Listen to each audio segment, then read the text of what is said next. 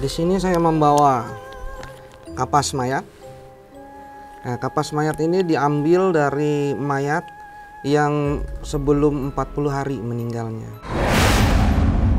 Untuk yang meninggalnya itu tidak wajar, itu digunakan untuk media santet. Jadi kalau misalkan untuk yang perawan itu biasanya digunakan untuk media pelet. Untuk pengambilannya sendiri, untuk media santet itu di malam Jumat Kliwon, di bulan purnama.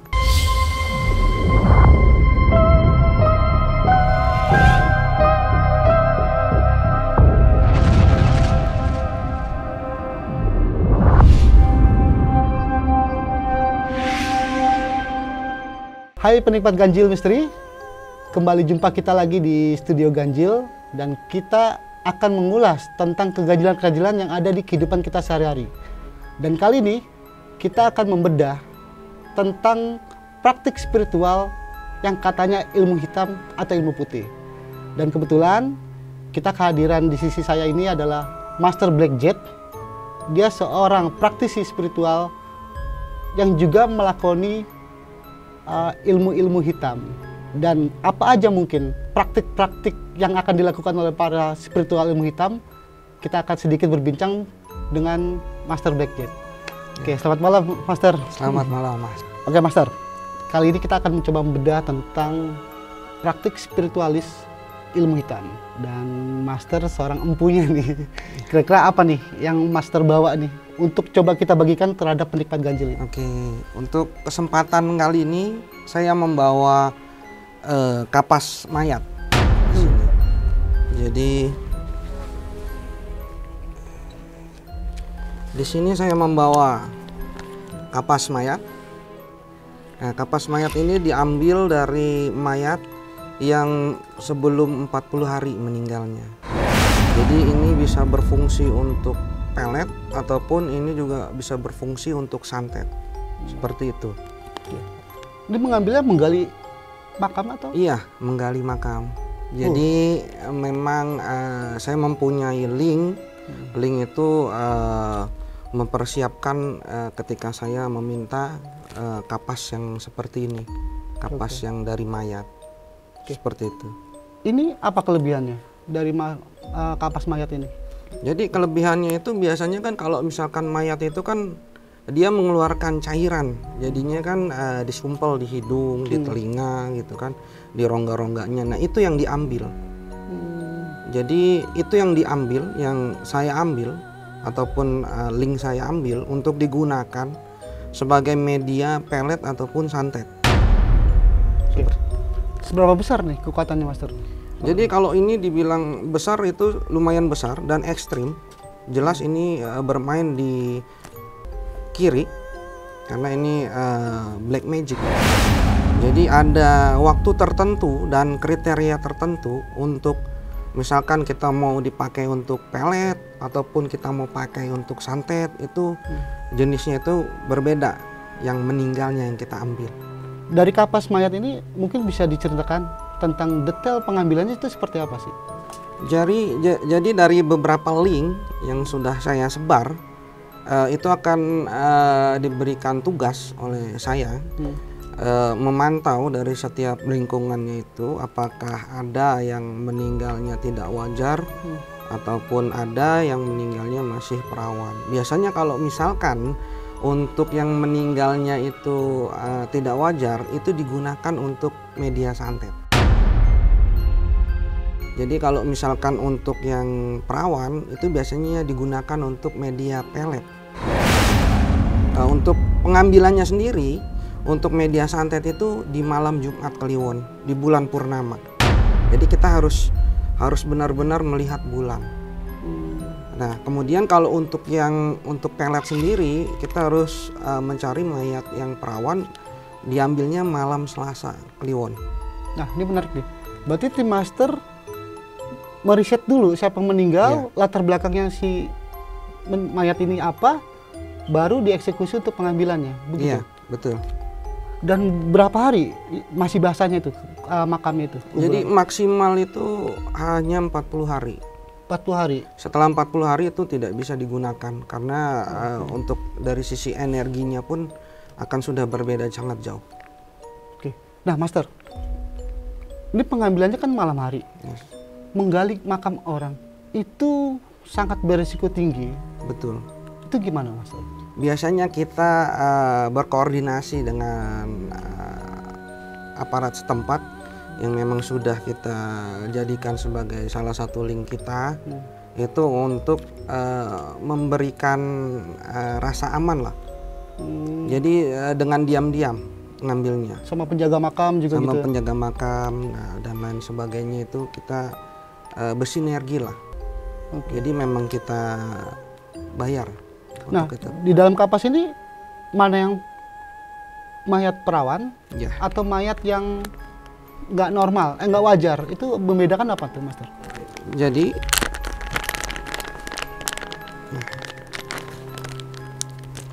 ini adalah kapas perawan ya. Karena nih di sini nih ada kayak sisa-sisa lendirnya dia nih yang di itu di hidung. Jadi biasanya kalau mayat itu kan dia akan meneteskan cairan ketika itu. Nah, itu yang kita ambil untuk kita jadikan media. Kemudian untuk yang ini dia ada semacam kayak darahnya, bekas darah sedikit lah. Karena dia kan korban yang tidak wajar, mayat yang tidak wajar. Entah itu karena pembunuhan, entah itu karena kejahatan atau kecelakaan atau apa. Jadi yang kita gunakan adalah itunya. Sama di hidungnya juga atau enggak yang di rongga-rongganya itu yang kita ambil. Seperti itu. Master, Yes. dalam cara proses pengambilannya ada metode khusus nggak? Ketika saat menggali, mengambil kapasnya itu, mungkin selain di bawah sinar bulan itu apa tuh? Ada nggak metode-metode? Jadi untuk pengambilannya sendiri itu hanya berlaku 1 jam. 1 jam. 1 dari jam. dari saat penggalian. Dari saat penggalian. Oke. Jadi memang itu harus cepat. Kenapa kalau itu? Karena waktunya dari jam 11 sampai jam 12 saja. Butuh berapa tim untuk menggali? Itu makam? biasanya sampai 3 orang. 3 orang. 3 sampai 5 orang. Karena memang kita gunakan media ini maharnya memang besar juga. Seperti itu. Dan saat sudah lihat jenazahnya, mayatnya itu langsung Diambil. diambil. Kita ambil tapi harus pakai tangan kiri. Tangan kiri. Tangan kiri. Oh, kenapa, Master? Karena tangan kiri itu kan ya kita bermain dengan keilmuan kiri, keilmuan hitam. Oke. Jadi ya kita gunakan dengan tangan kiri seperti itu. Itu Dan syarat itu memang pengambilannya. syaratnya. Kemudian Kemudian kita ambil dari dalam situ tanahnya. Tanah yang buat gundukannya si mayat itu kita ambil sedikit. Oh, ada ya di Ada. bawahnya sini ya. Ini tanah dari makam. Ini tanah dari makam si mayat. Ini untuk apa? Pelengkap dari kapas. Pelengkap dari ini nanti medianya. Seperti itu. Oke. Sedikit gambarannya, Master. Kekuatannya itu seperti apa sih? Kapas dan tanah makam ini. Jadi kekuatannya itu nanti kita akan bermain dengan korinnya si mayat ini sebenarnya. Kita akan bermain dengan korinnya. Korin apa tuh, Master? Korin itu adalah pendamping manusia di saat manusia itu lahir. Oke. Jadi kita panggil korinnya dia Untuk melindungi dirinya atau gimana tuh? untuk kita masukkan dan untuk kita sumpah di situ dengan satu mantra khusus tentunya. Untuk apakah dia untuk pelet ataukah dia untuk santet ataukah untuk yang lainnya. Jadi ini pun bisa untuk sebagai media penutup usaha orang ataupun untuk melariskan dagangan orang. Oh gitu. Iya. Seperti Keampuhannya itu ya. keampuhannya. Master, saat pengambilan di jenazah ini kan, si arwah mayat ini nggak sempet nyamperin atau Master diteror atau apa gitu? Ya itu. Jadi karena ini bersifatnya ekstrim dan ini adalah black magic, masuk ke dalam kategori black magic.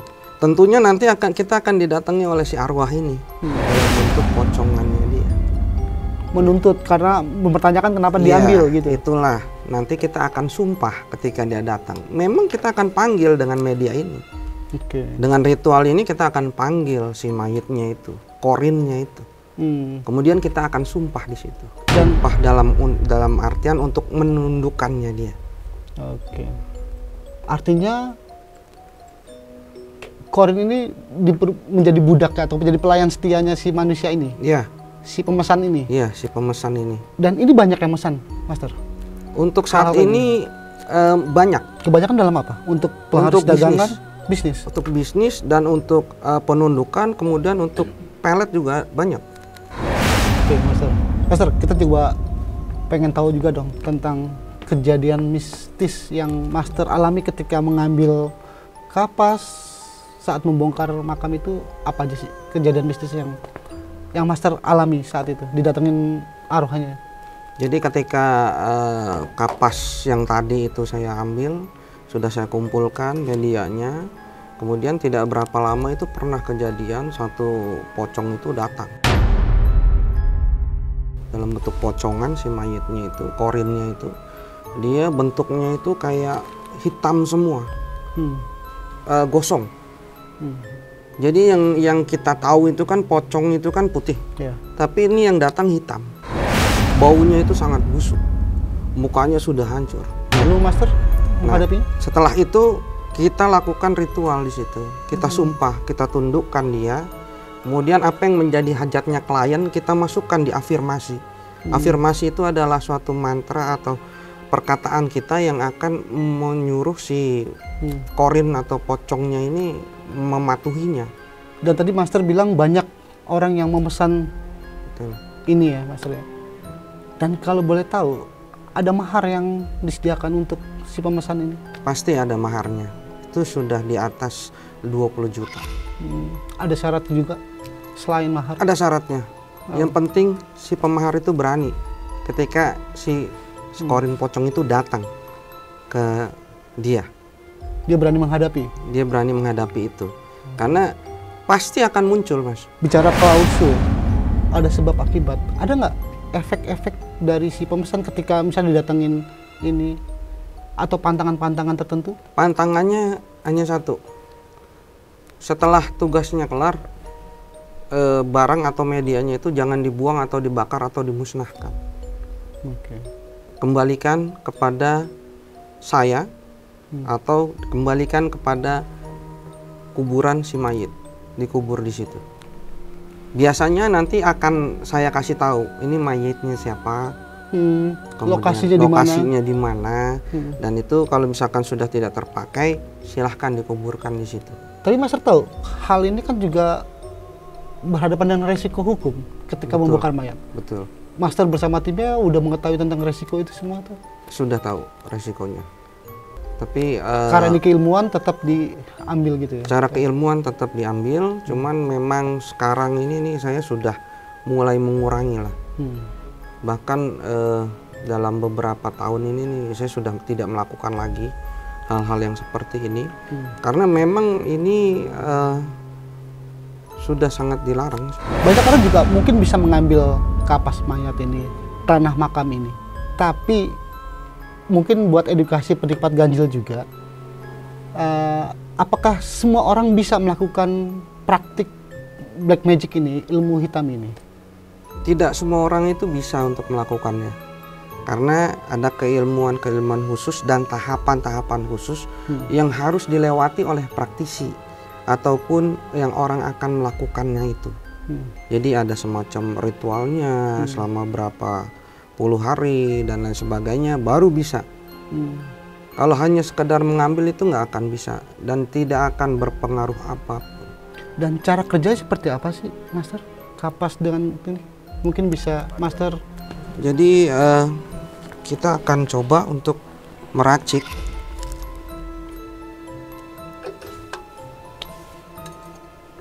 Ini apa? Ini Master. adalah apa? Arang. Arang nih. Barang. Arang. Iya. Ini. Oke. Begitu. Enggak itu. Enggak. Aman. Ditak. Ya, ini adalah buhur. Itu apa? Buhur. Buhur tuh? Buhur itu adalah semacam kayak media pengharum. Ya biasanya kita untuk sesaji untuk mereka yang akan datang. Sama seperti tamu. Tamu itu ketika kita datang pasti kita suguhi. Nah itu. Jamuan. Jamuan. Jadi kita akan Bakar dulu buhurnya di sini. Ini dari rempah-rempah atau apa nih? Ini dari berbagai macam ini. Apa aja tuh? Kayak cendana, Kayu cendana, terus gaharu, kemudian ada luban, ada ketumbar, dan lain sebagainya, kita mix jadi satu. Wanginya khas ya, Mas? Wanginya khas. Karena ini adalah buhur khusus, kita pakai buhur alkosam di sini, kita pakai buhur khusus. Ini makhluk-makhluk yang tak kasat mata senang, Mas? Senang. Dengan wangi. Jadi dia bangsa atas, itu ada bangsa rohanian, dan juga ada bangsa bawah. Kita kan bermain dengan bangsa bawah sekarang ini. Nah ini dia akan berkumpul biasanya. Biasanya setelah saya bakar ini nih, akan ada yang datang juga mungkin dari sekitar lingkungan ini untuk mencoba aromanya ini. Jadi ini kita tutup biar tidak terlalu wah. Ya, wanginya khas ya. Wanginya khas. Khas. Jadi saya akan mencoba untuk memanggil si mayitnya untuk datang. Mungkin nanti ada yang bisa melihat atau apa. Nah, silahkan komen di YouTube Ganjil Misteri. Nah, ini Master ini apa? Ini darah ayam. Darah ayam yang dicampur dengan minyak lagi. Darah ayam. Iya. Ayam cemani. Cemani itu ya. Hitam. Kita di sini akan memakai kapas perawan. Ini yang tadi buat pelet atau buat itu ya? Buat pelet. Karena untuk yang santet terlalu ekstrim. Iya. Jadi kita pakai untuk yang sarana pelet. Jadi ini kita taruh di sini saja.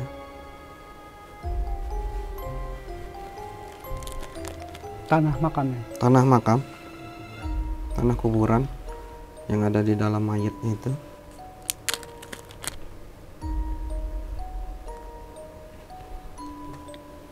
Ini adalah campuran darah ayam cemani. Di sini juga sudah saya campur dengan kayu asik sekampung. Jadi kayu asik sekampung itu fungsinya juga untuk pengasihan, daya pengasihannya kuat, dan juga untuk penundukan dan gendam. Saat ada pelanggan Master, itu begini juga saat mempraktikannya? Betul, begini juga. Di depan pelanggan? Di depan pelanggan. Nah, kalau untuk pelet itu dia mau memberikan apa gitu, Master? Misalkan foto atau apa? Bisa dengan media foto, ataupun dengan media dia pernah chat lewat WhatsApp atau apa. Nomor handphone gitu? Nomor handphone, atau enggak chatnya dia. Oke. Karena ketika kita chatting dengan WhatsApp atau dengan SMS atau kita telepon, itu otomatis energi kita sebenarnya itu sudah dihantarkan kepada orang tersebut. Dengan pikirannya dia ke sana ya? Iya. Si perempuan itu Iya, ya? jadi si praktisi ini bisa men-trackingnya dari situ. Minimal 1 kali atau 3 kali dia pernah berhubungan atau kontak dengan orang yang dituju. Iya. Jadi tidak harus dengan media foto lagi sekarang atau nama dan tanggal lahir. Jadi itu yang banyak digunakan oleh para ahli-ahli gendam dan hipnotis.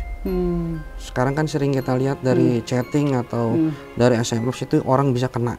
Jadi ini kita masukkan dan kita campurkan di dalam botol. Dan ini kita tutup.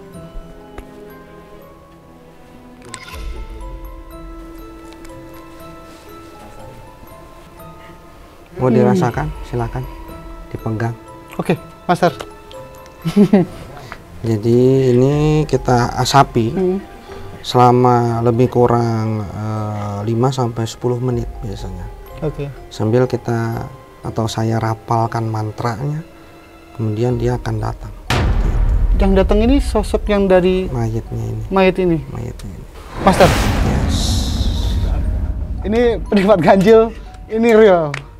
Ini tegang banget ini. Bulu kuduk merinding. Dan ketika hadir arwahnya itu, apa yang dilakukan lagi, Master? Iya, tinggal kita afirmasi, tinggal kita suruh. Jadi sebelumnya kita tundukkan dulu si mayat itu, Kebetulan ini sudah saya tundukkan di rumah. Jadi di sini tuh dia sudah tinggal datang dan siap menerima perintah apapun. Oke. Mungkin bisa dirasakan dari auranya itu, dia itu sudah hadir di tengah-tengah kita. Seperti itu. Jadi minyaknya ini sudah siap pakai. Oke. Mau mencoba megang? Silakan. Pegang aja. Lalu si pelanggan ketika memesan ini minyak ini diapakan, Master? Dia biasanya dipakai Untuk untuk memikat si perempuan itu. memikat si perempuan itu. Cara pakainya? Cara pakainya tinggal di kedua nadi, kemudian di tengah-tengahnya di ajna namanya, titik tengah di antara dua alis, kemudian di belakang kuping. Kemudian ketika misalkan dia mau bertemu dengan si cewek itu, tambahkan di tangan kanan dan di bawah bibir. Oke. Ketika si cewek itu bertemu atau berjumpa dia dengan jabat tangan, nah itu udah kena bisa. Kemudian dari mulut, suara. Atau kalau misalkan tidak bertemu, ya kita gunakan itu selama 7 hari. Kemudian dibaca mantranya atau rapalan yang saya kasih ke dia. Biasanya nanti akan terkirim dari mimpi. Jadi dia akan teringat terus. Makan dia teringat, tidur teringat. Pokoknya dia akan berubah 100% dari yang sebelumnya tidak suka menjadi suka. Oke, Pak Pastor. Seru juga ya penikmat ganjil ya mendengarkan ini ya. Dan Master, ini aku merinding banget. Yang dirasakan apa, Mas? Oke. Sekarang, saat ini yang dirasakan Mas apa? Setelah memegang minyak ini. Aku kayak dari jempol kaki sampai ke sini itu merinding. Kayak ngalir. Set. Sampai sekarang masih? Masih. Oke. Nah, penikmat ganjil, ini yang benar-benar saya rasakan saat saya memegang botol ini. Itu dari ujung jempol saya sampai ke leher itu naik merinding. Dan wangi, sampai sekarang masih merinding juga nih. Dan wangi-wangian khas ini emang benar-benar beda ya, Master? Beda. Sebenarnya Mas ini nih saat ini sedang diselimuti oleh energinya si minyak ini yang dari si Mayu. Master, aku mau tanya. Tadi kan ketika arwahnya hadir di sini, berarti yang bekerja si arwahnya ini? Ya, korinnya itu. Korinnya ini? Korin untuk menerima tugas dari kita. Tujuannya untuk apa? Iya. Sekarang kita lanjut bincang-bincang lagi. Oke, silahkan. Master, sejak kapan sih Master mempelajari ilmu hitam ini? Saya awalnya mempelajari ilmu hitam ini dari 2010. Kenapa, Master? Itu awalnya itu karena memang di saat saya kecil itu saya ada saudara saya tuh yang terkena gangguan guna-guna black magic, pelet. Tapi jenisnya itu adalah jaran goyang, yang sampai sekarang ini masih dalam keadaan sakit. Kenapa dia sakit? Karena selain diguna-guna oleh jalan goyang itu, dia juga terkena yang namanya penjerat sukma. Jadi sukmanya itu sudah diambil, dan itu sudah sekitar tahun 97. Jadi meskipun kita bisa untuk men-tracking si sukmanya itu akan sangat sulit sekali karena sudah ibaratnya kayak semacam benang merahnya itu sudah hilang. Jadi untuk trackingnya sudah sulit. Jadi sekarang tuh kayak orang yang stres terkena gangguan jiwa. Tapi kadang-kadang itu dia normal. Di saat-saat tertentu dan kondisi tertentu dan waktu tertentu dia sakit kembali. Dan ini yang melatar belakangi Master mempelajari ilmu-ilmu demikian. Iya. Oke. Nah, untuk jenis ilmu-ilmunya ini sangat berisiko nggak sih, Master? Sebenarnya mempelajari ilmu-ilmu black magic itu. Kalau untuk mempelajari ilmu black magic itu akan sangat berpengaruh dengan nantinya kematian kita. Biasanya yang seperti itu matinya sulit. Jadi dia harus dilebur dulu keilmuannya semua. Nah, kenapa saya awalnya mempelajari black magic? Ya itu tadi alasannya. Kemudian saya mulai mempelajarinya. Setelah saya mendapatkan keilmuannya, tentunya harus dipraktekkan dong. Nah, inilah contohnya saya mempraktekannya. Gunanya untuk apa? Nantinya kita untuk mengobati orang lain ketika ada yang terkena gangguan seperti ini. Seperti itu. Jadi artinya ilmu yang master terapin, yang banyak orang bilang ilmu hitam, tapi sebenarnya juga bisa juga untuk kebaikan menolong gitu sebenarnya. Betul. Master, ya? Dan itu dikatakan ilmu putih. Betul. Jadi keilmuan itu sebenarnya seperti dua mata pisau.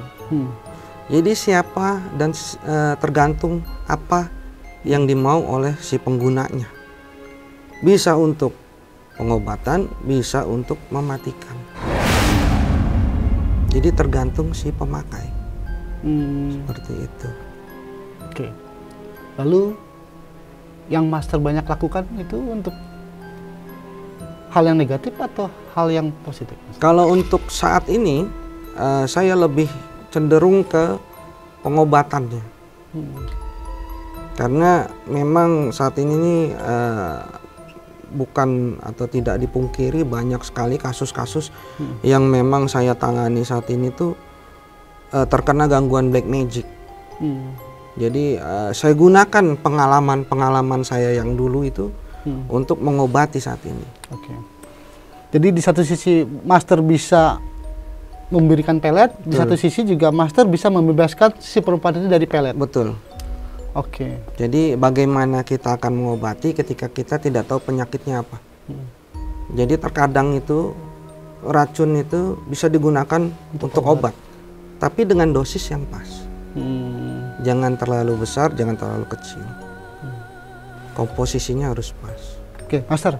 Pernah juga nggak sih master berhadapan dengan para spiritual yang lain yang melakukan dengan ilmu-ilmu hitam itu? Pernah ada pertarungan itu nggak sih? Pasti, karena ketika kita menolong orang, itu pasti kita akan bertarung dengan orang yang membackup dia juga.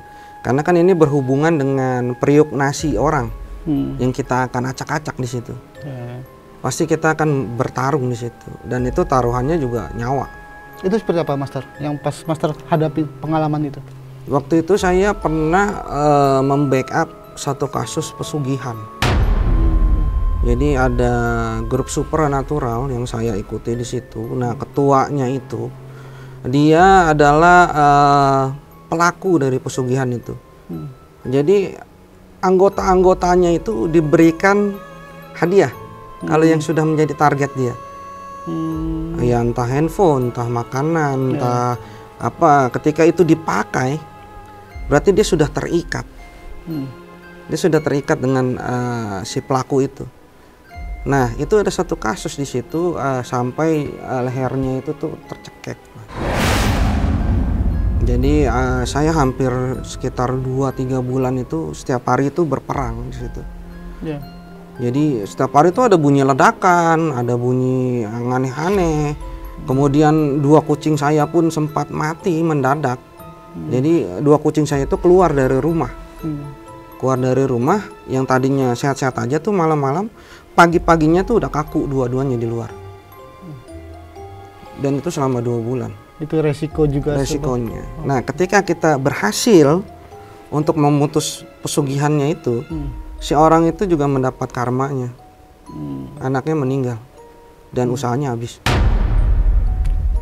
Kalau metode ilmu yang master pelajari itu apa? Solomon itu apa? Saat ini saya mempelajari keilmuan yang namanya Solomon. Itu apa mungkin? Jadi Solomon itu adalah satu keilmuan kuno yang mana akar dari semua keilmuan. Jadi Solomon itu bisa bermain di dark dan di white. Di dark itu kita bisa bermain dengan demon, di white itu kita bisa bermain dengan angel.